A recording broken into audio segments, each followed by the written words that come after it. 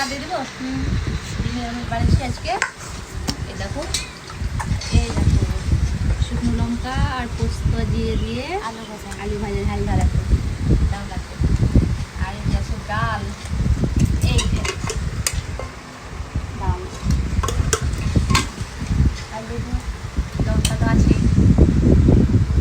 এই ডিমটা, এটা তোর ডিম? হ্যাঁ, দিয়ে দিচ্ছি, ডিমটা বসিয়ে দিই। গরম গরম ডিমের অমলেট, সেই স্বাদ খেতে।